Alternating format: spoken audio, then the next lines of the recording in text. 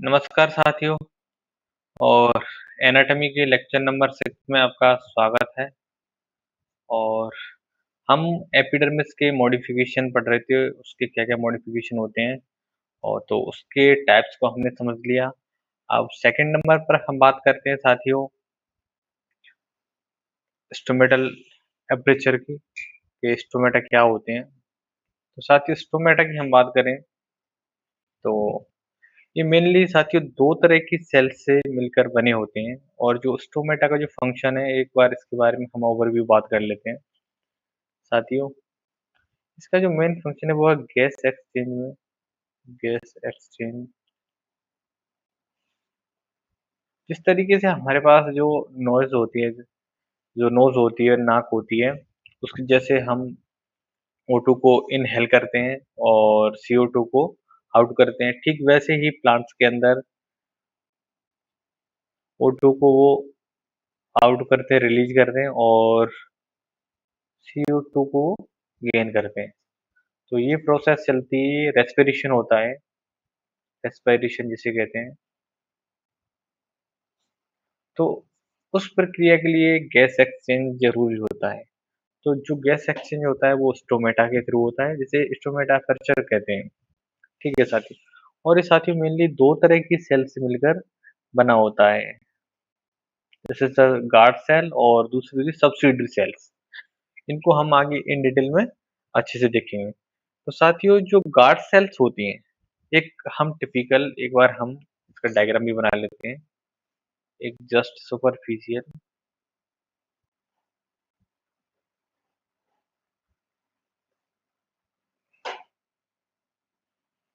This is the stomata and ये साथियों कुछ सेल्स बना रही है, एक टिपिकल वो मान लो आप इसे। तो ये आपकी गार्ड सेल है, जीसी, एंड ये आपके हैं एससी सब्सिडरी सेल। और जो साथियों जो आपकी गार्ड सेल्स होती हैं, इनके अंदर यहाँ पर क्लोरोप्लास्ट पाया जाता है। वैसे जनरली आपने देखा होगा साथियों के एपिडर्मिस की जो सेल्स होती हैं उनके अंदर क्लोरोप्लास्ट देखने को नहीं मिलता, बट आपकी जो गार्ड सेल्स है उनके अंदर ये देखने को मिलता है। साथियों हम जब स्टोमेटा की बात करें तो डाइकोट की हम बात करें, डाइकोट प्लांट्स के अंदर जो लीव्स होती हैं, डाइकोट लीव्स, उनकी बात करें तो उनकी जो स्टोमेटा होते हैं किडनी शेप होते हैं साथियों, जिसे हम रेनिफॉर्म भी कहते हैं। रेनिफॉर्म और किडनी शेप गार्ड सेल्स होती हैं। ये जो गार्ड सेल्स हैं, ये ये साथियों किडनी शेप और रेनिफॉर्म होंगी इन डाइकोट प्लांट्स। वहीं हम मोनोकोट्स की बात करें, मोनोकोट्स के अंदर जनरली ग्रासेस आती हैं, घास जिन्हें हम कहते हैं, वो डोम शेप होता है साथियों, डोम बेल।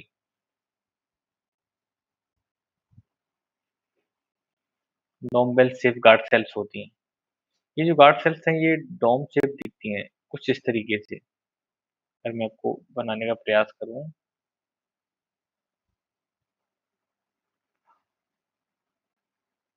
ठीक थोड़ा बहुत ऊपर नीचे हो सकता है, बट ट्राई टू अंडरस्टैंड। कुछ इस तरह के होते हैं साथियों, इस तरह की डोम डोम शेप जो गार्ड सेल्स हैं वो होती हैं।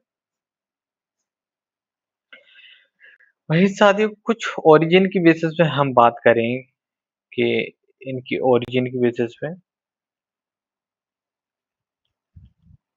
इनकी जो सेल्स हैं उनके ओरिजिन के बेसिस पे बात करें तो एक स्टोमेटा होते हैं हैप्लोचेलिक टाइप, ये दे लो हैप्लोचेलिक। होता क्या है साथियों, जब गार्ड सेल्स और सब्सिडरी सेल्स का जो ओरिजिन होता है या जो ड्राइव्ड होती है फ्रॉम डिफरेंट मदर सेल। साथियों जब गार्ड सेल्स और सब्सिडरी सेल की जो मदर सेल है वो अलग अलग होती हैं, तो इस तरह के स्टोमेटा को हम कहते हैं हैप्लोचेलिक। एक और टाइप है साथियों सिंडैक्टोचेलिक। जब गार्ड सेल्स और subsidiary cells they are originated from the same mother cell, मतलब इन दोनों की मम्मी है वो सेम है और इन दोनों की जो मदर है, मॉम है, वो डिफरेंट है।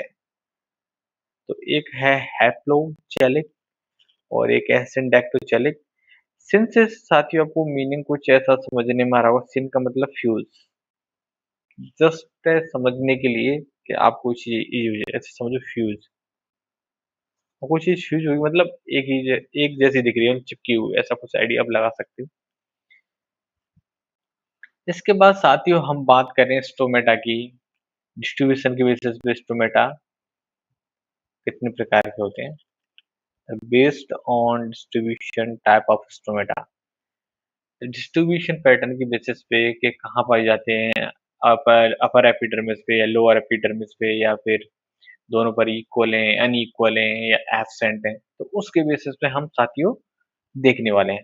तो फर्स्ट हम बात करें साथियों एपिस्टोमेटिक या अपर सरफेस पर जो पाए जाने वाले हैं, और ये होते हैं आपके वाटर लिली टाइप। इनको हम वाटर लिली टाइप भी कहते हैं साथियों। तो ये ऐसे स्टोमेटा है साथियों जो कि जो लीफ होती है, जिस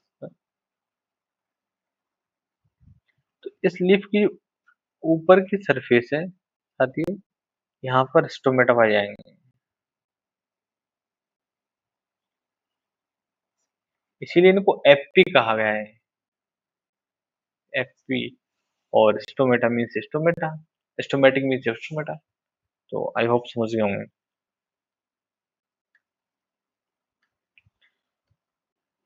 डिस्ट्रीब्यूशन की बात करें साथियों, stomata are located only on upper surface.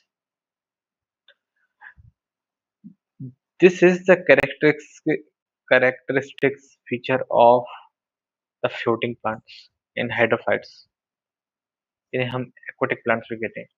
अब साथियों समझो इस बात को, ऊपर की सरफेस पर स्टोमेटा जनरली किन के अंदर पाए जाएंगे। सपोज करो ये प्लांट है, इसी को हम कर देते हैं। जब यहाँ पर वाटर बॉडी प्रेजेंट है, सॉरी, तो ये जो इसकी जो लोअर सरफेस है साथियों, ये वाटर के कांटेक्ट में आएगी।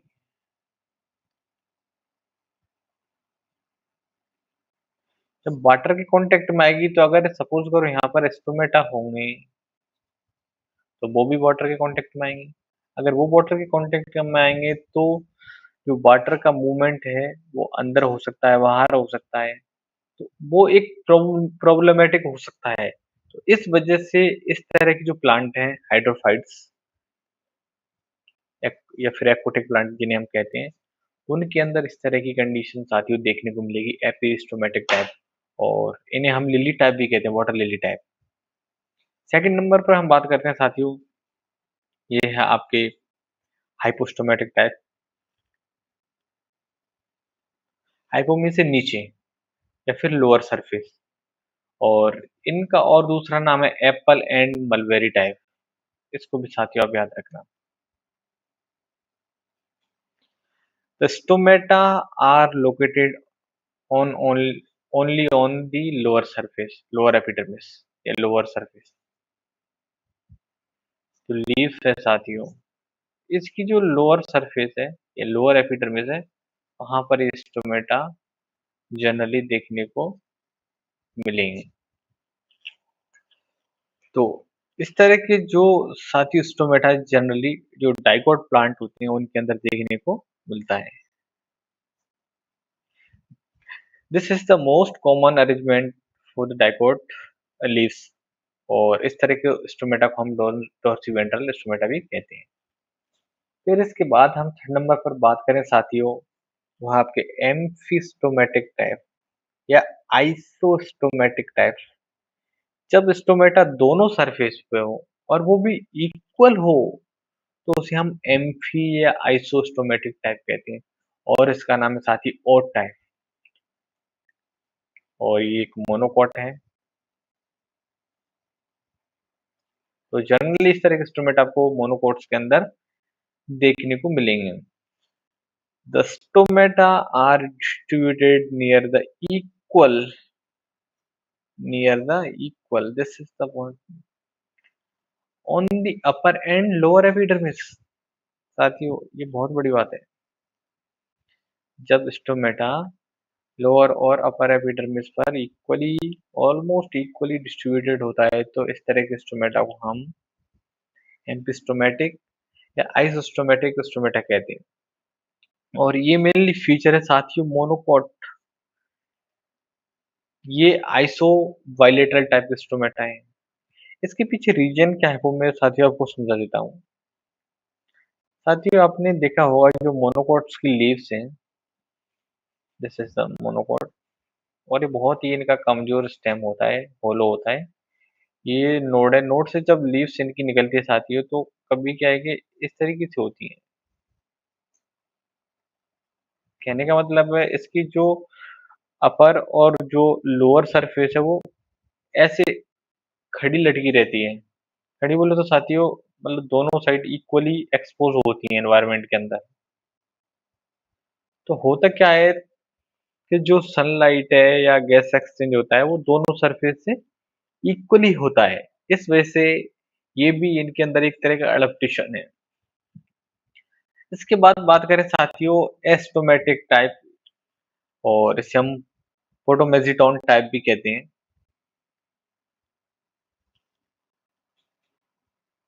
एस्टोमेटिक और पोमेजिटॉन टाइप। एस्टोमेटिक का मतलब है कि जहां पर स्टोमेटा पाए नहीं जाएंगे, स्टोमेटा आर एब्सेंट।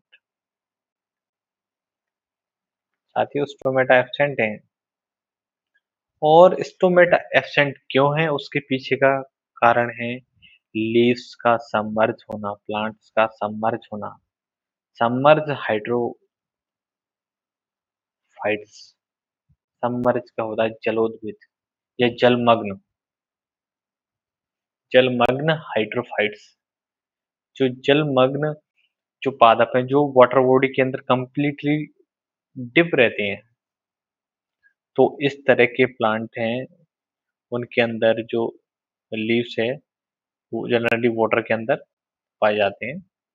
तो उस वजह से उनकी जो लीव्स है उस पर स्टोमेटा पाए नहीं जाते, या फिर ऐसे कहें कि स्टोमेटा है वो नॉन फंक्शनल होते हैं। The stomata are completely absent और नॉन फंक्शनल, या तो फंक्शनल हो नहीं होंगे या फिर कंप्लीटली एब्सेंट होंगे, और इस तरह की सिचुएशन देखने को मिलती है साथियों सबमर्ज हाइड्रोफाइट्स। इसके बाद साथियों हम बात कर रहे हैं, फिर आते हैं एन आइसोटाइप के स्टोमेटा। एन आइसो का मतलब है अनइक्वल, और इस तरह के स्टोमेटा को हम पोटैटो टाइप स्टोमेटा भी कहते हैं। एन आइसो स्टोमेटिक और पोटैटो टाइप स्टोमेटा। और इस तरह की जो कंडीशन है साथियों, तो लोअर की जो साइड है वहां पर मोर पाए जाएंगे। मतलब जो लोअर एपिडर्मिस है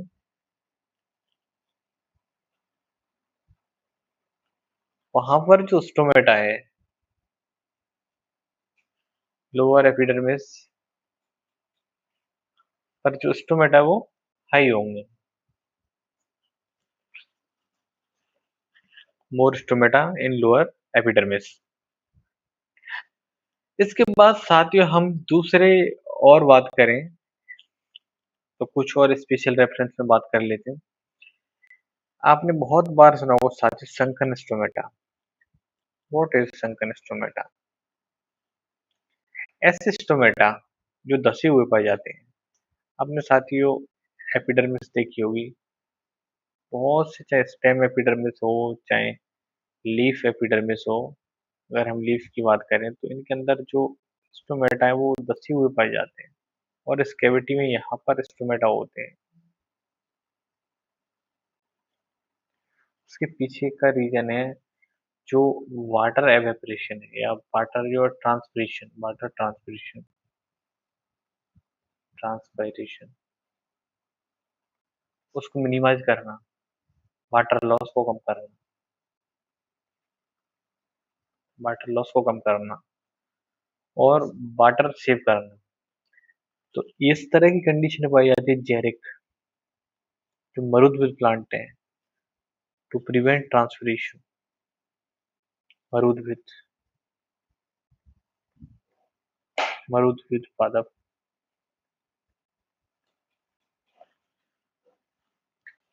इसके बाद साथियों बात करें हम स्टोमेटा की, अगर सब्सिडरी सेल्स के नंबर के बेसिस पे हम और इनको कैटेगराइज कर सकते हैं, the type of stomata on the basis of number of subsidiary sales.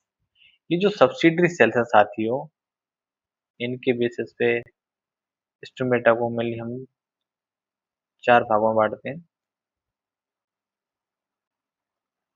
तो अब इनके बारे में जान लेते हैं साथियों। फर्स्ट है आपके एनोमोसाइटिक। एनोमोसाइटिक वो स्टोमेटा होते हैं साथियों, पहले मैं आपको क्लियर कर दूं, this is the guard cell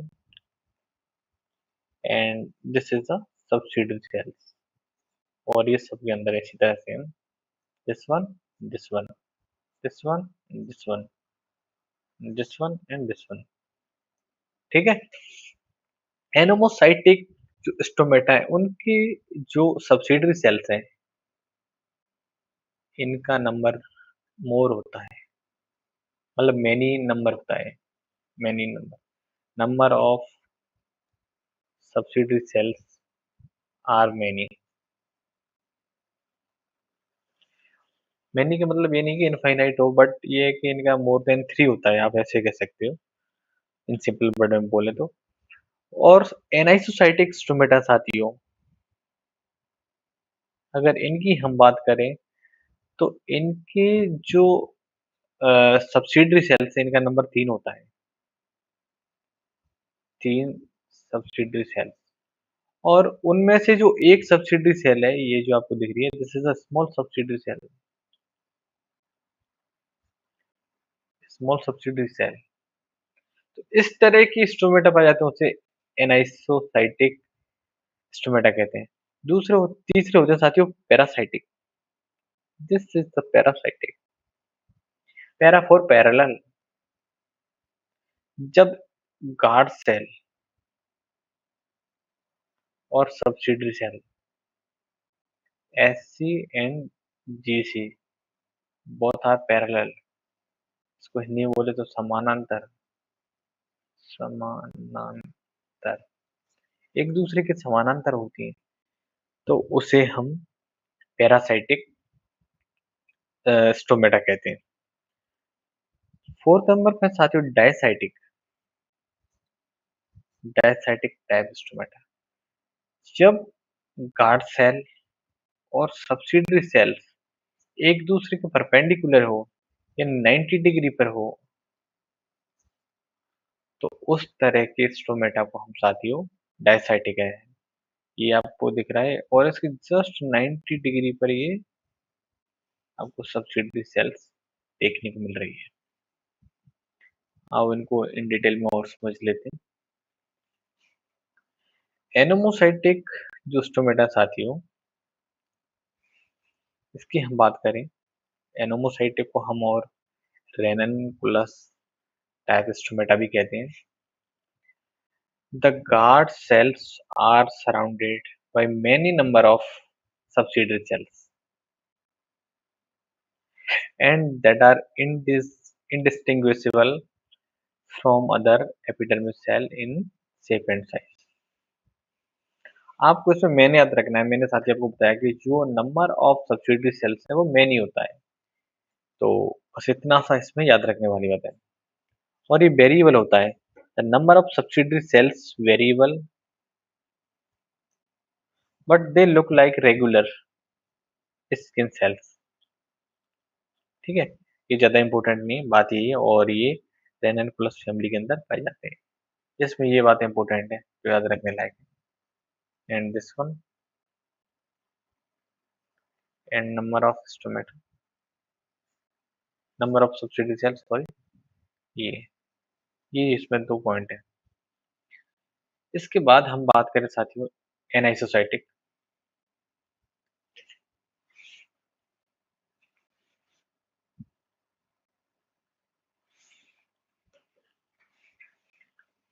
एनाइसोसाइटिक को साथियों हमने एनआई सोसाइटी को हम कुकुरबिटेसी या कुकुरबिटा टाइप भी कहते हैं।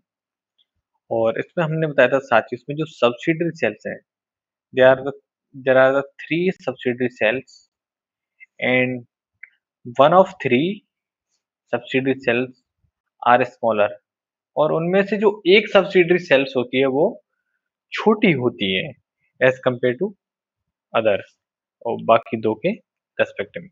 और जो दो सेल्स है वो दो सब्सिडरी सेल है वो बड़ी होती हैं। तो ये एक अनइक्वल साइज है, इस वजह से इनको एनाइसोसाइटिक या कुकुरबिटा टाइप स्टोमेटा कहते हैं।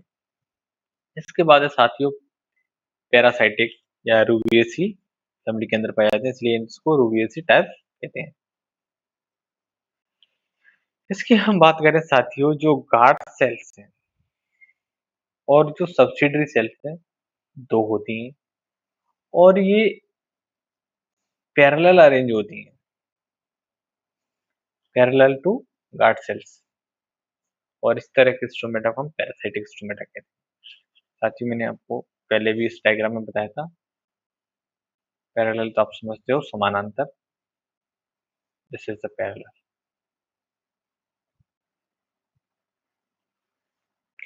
इसके बाद हम बात करें साथियों डायसाइटिक, इसको कैरियोफिलेसियस टाइप भी कहते हैं।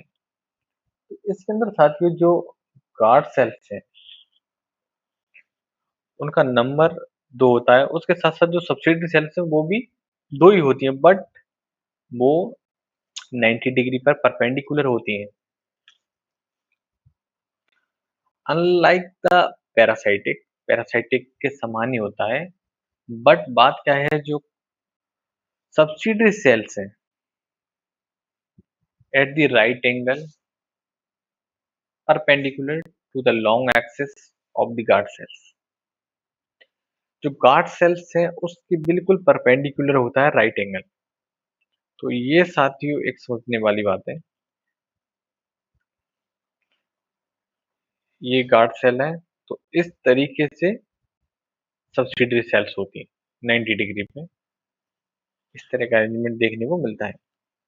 और कैरियोफिलेसी को हम पिंक फैमिली भी कहते हैं, this is another name of caryophyllaceae family. और इस तरह के स्टोमेटा कैरियोफिलेसी के अंदर पाए जाते हैं। इसके बाद हम साथियों हमने डर्मल टिश्यू सिस्टम पढ़ लिया, इसके बाद हम बात करते हैं आपके ग्राउंड टिश्यू सिस्टम की सेकंड नंबर पर।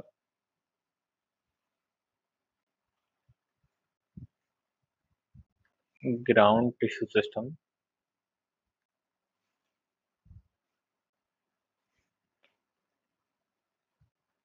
ग्राउंड टिश्यू सिस्टम साथियों दो कैटेगरी में हम इसको ब्रॉडली दो कैटेगरी में डिवाइड कर सकते हैं, एक्स्ट्रा स्टीलर ग्राउंड से जो टिश्यू सिस्टम और intra stelar ground tissue system. साथियों extra stelar ground tissue system की हम बात करते हैं, तो इसके अंदर सबसे पहले हम जो देखते हैं वो है आपकी एक्सोडर्मिस। और आपको पता होगा साथियों एक्सोडर्मिस आपकी रूट्स के अंदर पाई जाती है और हाइपोडर्मिस आपके स्टेम के अंदर पाई जाती है। तो ये आउटर लेयर होती है आपके कॉर्टेक्स की। तो सबसे पहले हम बात करेंगे साथियों एक्सोडर्मिस।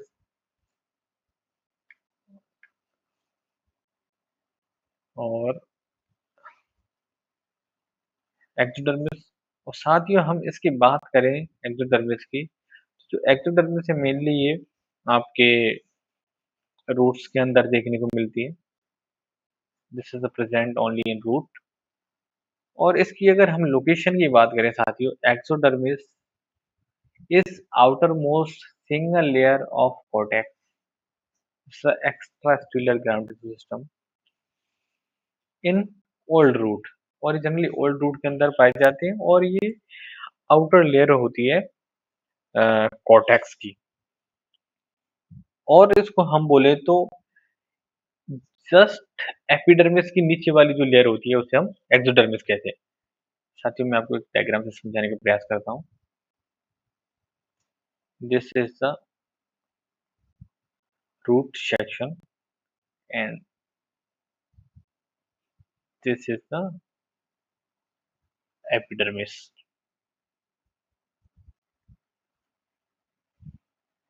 एपिडर्मिस या एपिब्लेमा और एपिब्लेमा। इसके नीचे जो एक लेयर पाई जाएगी,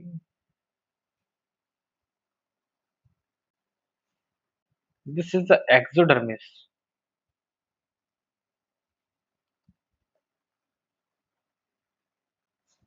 और ये रूट्स के अंदर पाई जाती है साथियों। फिर इसके नीचे आपको पूरा कॉर्टेक्स दिखेगा, this is a cortex. Cortex के बाद में साथियों आपको एंडोडर्मिस दिखेगी, एंडोडर्मिस। फिर साथियों इसके नीचे आपको पेरिसाइकिल दिखेगी। इसके नीचे साथियों आपको फिर पिथ दिखेगी और पिथ के अंदर यहाँ पर आपको वेसिकुलर बंडल दिखेंगे और उसमें बाकी सारी चीजें दिखेंगी। तो इस तरीके से एक जर्नल स्ट्रक्चर होती है, चाहे किसी भी रूट हो चाहे स्टेम हो, उनके एक जनरल पॉइंट ऑफ व्यू से बात करें तो। इसके बाद में बात करते हैं साथियों, तो इसका जो फंक्शन है, जो वाटर के अंदर जो बैक फ्लो होता है, सपोज करो जो वाटर की एंट्री हो गई रूट के अंदर, अगर उसमें से वाटर अगेन बैक फ्लो नहीं हो जाए तो उसको प्रिवेंट या उसको रोकने का काम करते हैं। क्योंकि साथियों इनके ऊपर ना सोवेरिन का डिपोजिशन पाया जाता है, जिस वजह से ये जो सेल्स हैं एक्सोडर्मिस की वो डेड हो जाती हैं। साथियों रूट हेयर की बात करें तो इस साथियों रूट के अंदर कुछ अपेंडेज पाए जाते हैं, उसमें हम रूट हेयर की बात कर रहे हैं। और रूट हेयर जनरली यूनिसेलुलर होते हैं और इलोंगेटेड होते हैं और उनका जो फंक्शन है वो वाटर एब्जॉर्प्शन में होता है। ट्राइकोम की बात करें साथियों, मल्टी सेलुलर होता है स्टेम के अंदर और ये जो ट्रांसफरेशन होता है उसको रिड्यूस करता है और डिफेंस में भी ये हेल्प करता है। सॉरी साथियों, शायद ये यहाँ पर मिसप्रिंट हुआ है। ये हमने आपको पहले समझा दिए, ये आपके काम की चीज नहीं है।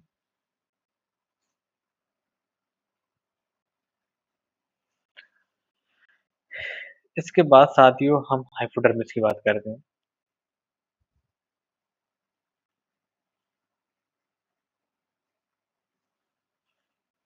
ये भी साथियों आपको नहीं देखनी है, शायद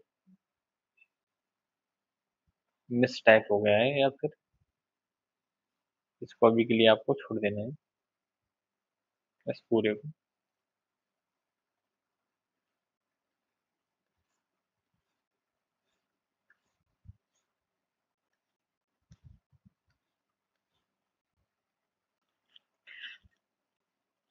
साथियों हम हाइपोडर्मिस की बात कर रहे हैं और हाइपोडर्मिस साथियों मेनली स्टेम के अंदर देखने को मिलती है। और हाइपोडर्मिस साथियों जो आपका कोर्टेक्स होता है उसकी फर्स्ट लेयर होती है।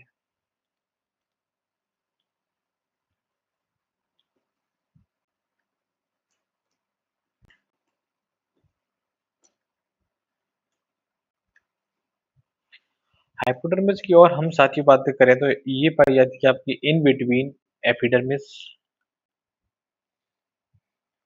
और general cortex.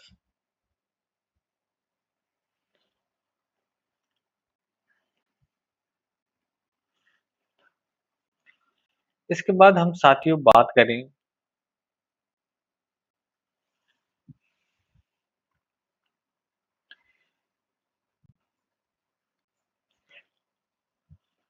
Ground tissue system की जो,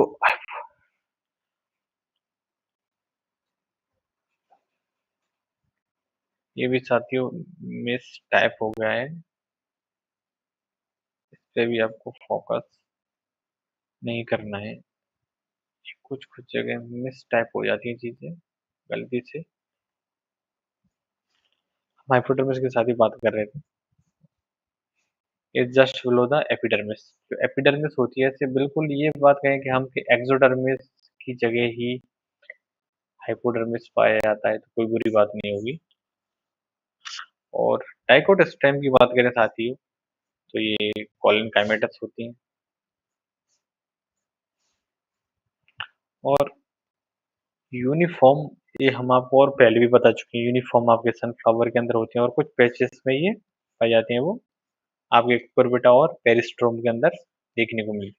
वहीं मोनोकॉट की जो हाइपोडर्मिस है वो साथियों स्क्लेरन काइमेटस होती है।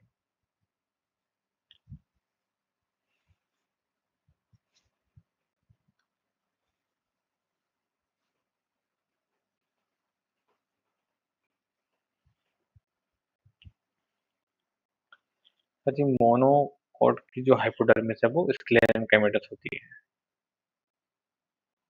और ये इसका मेन फीचर है और ये बहुत बार क्वेश्चन पूछा जाता है।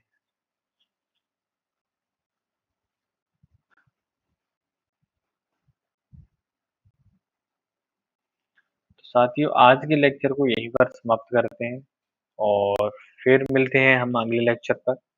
और जहाँ जहाँ ये जो मिस प्रिंट हो रही है चीज़ें या मिस टाइप हो रही हैं, तो इसके लिए हम खेद है हमें। और हम कोशिश करेंगे जो हमको आपको फाइनल जो पीडीएफ दें उसमें से सारे जो एक्स्ट्रा जो मटेरियल है उसे यहाँ से निकाल दें और आपको एक क्वालिटी कंटेंट दें।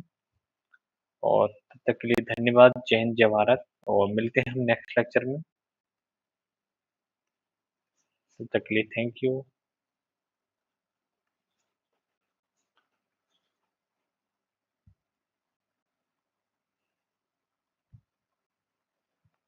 We happy.